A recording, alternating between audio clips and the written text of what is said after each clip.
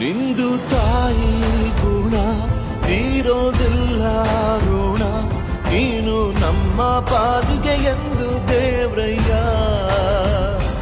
ತಾನು ನೋವಾ ನುಂಗಿ ಜೀವ ನೀಡೋ ಮಗ, ನಿನ್ನ ಪಡ್ಕೊಂಡಿದ್ದೆ ಪುಣ್ಯ ಗಣಯ್ಯ.